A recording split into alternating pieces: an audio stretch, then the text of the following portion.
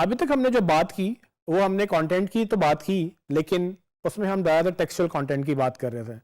Textual content तो अपनी जगह इंपॉर्टेंट है, लेकिन हमने जैसे देखा कि अगर लेंथी टेक्सचुअल कंटेंट है तो वो बोरिंग हो जाता है या वो लोगों को डाइजेस्ट इजीली नहीं होता। सो इमेजेस बेसिकली इसी चीज़ के लिए हेल्प करते हैं और इमेजेस से स्टोरी बड़ी आसान हो जाती है। आपने कहावत तो सुनी होगी, a picture is worth 1,000 words.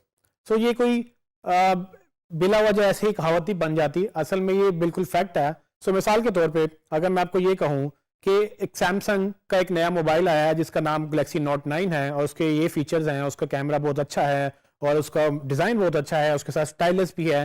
ये सब चीज़ें अगर मैं आपको बोल के बताऊं या लिख के बताऊं, क्या आप उसको अंडरस्टैंड कर लेंगे कि मैं क्या बताना चाह रहा हूं? और अगर इसी तरह से मैं आपको ये बताते बताते साथ में आपको ये फोटो भी दिखा दूं तो आपको कैसा लगेगा? अब आपको ज़्यादा समझ आएगी या पहले आपको ज़्यादा समझ आ रही थी?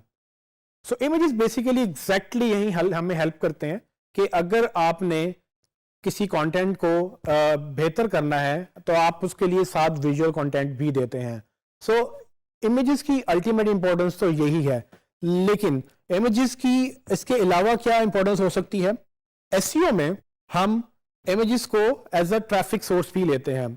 सो फॉर एग्जांपल, अगर मुझे नया मोबाइल चूंकि आया है, मुझे उसकी फोटोज देखनी है कि लगता कैसा है। मैंने सुना तो बहुत है, दोस्त कहते हैं कि जी बहुत अच्छा फ़ोन है और सबको लेना चाहिए, या वो इसकी तारीफ कर रहे थे, तो मुझे भी इश्तियाक होगा कि मैं भी देखूं कि कौन सा वो मोबाइल फ़ोन है जो बेसिकली इस कदर पॉपुलर है।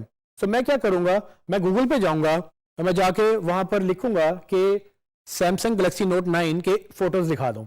सो गूगल जैसे ही मैं ये टाइप करूंगा तो आप देखेंगे कि कुछ इस तरह से आपको इमेजेस नजर आ जाएंगे। ये इमेजेस आ कहां से रहे हैं? सो बेसिकली ये इमेजेस आप ही की वेबसाइट से आ रहे हैं, गूगल सिर्फ इनको इंडेक्स करता है आपके लिए। और अगर मैं इसको देखना चाह रहा हूं तो पॉसिबिलिटी है कल मैं इसको खरीदना भी चाहूंगा। सो अगर आप इमेजेस की एसईओ अच्छी करेंगे तो आप भी यहां पर रैंक कर सकते हैं, और जब आप रैंक करेंगे तो पॉसिबिलिटी है कि आप ट्रैफिक गेन कर लेंगे। सो बात वहीं पर वापस आती है कि हम जब कीवर्ड रिसर्च करते हैं तो हमें उसमें यह भी अंदाजा हो जाएगा कि कितने लोग सैमसंग गैलेक्सी नोट 9 ढूंढ रहे हैं और कितने लोग उसकी सिर्फ फोटोज ढूंढ रहे हैं, और फोटोज के बाद वो अपना डिसीजन शायद ले लें। सो हमें ये देखना है कि अगर हम वेबसाइट अपनी इस तरह की है कोई कि जिसमें हमारे इमेजेस का कंटेंट है, तो इमेजेस हमें डालने हैं और उसको प्रॉपर्ली ऑप्टिमाइज भी करना है। जब बात होती है ऑप्टिमाइजेशन की, तो उसमें हम ये जरूर देखेंगे कि अगर हमने इमेजेस यूज करने हैं, पर उसको इस तरह से हमने नहीं यूज करना कि हम किसी के इमेजेस उठाएं और वापस उन्हीं को अपने कंटेंट बनाकर हम उसमें लगा दें। सो होता क्या है कि डिजिटल में कॉपीराइट्स भी आपको देखने पड़ेंगे। आप सिर्फ अपने इमेजेस लगा सकते हैं, आप किसी का इमेज नहीं लगा सकते, क्योंकि वो कॉपीराइट की वायलेशन होती है और कॉपीराइट की वायलेशन आपने नहीं करनी। आपको, अगर आप अपनी वेबसाइट पे काम कर रहे हैं तो आप खुद इमेजेस क्रिएट करें, अपने ग्राफिक डिजाइनर से करवाएं, या आप कोई फ्री टूल्स भी यूज कर सकते हैं जिनसे आप इमेजेस क्रिएट कर सकते हैं।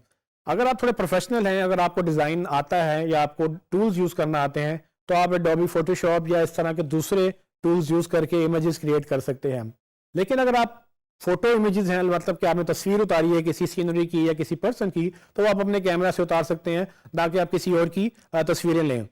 आप इंटरनेट से तस्वीरें ले सकते हैं अगर वो कॉपीराइटेड नहीं है। सो आपको जब गूगल में आप सर्च करते हैं तो आप इस तरह के इमेजेस ढूंढ लेंगे जहां पर वो आप लिखा होता है कि ये कॉपीराइट वायलेशन नहीं करते हैं।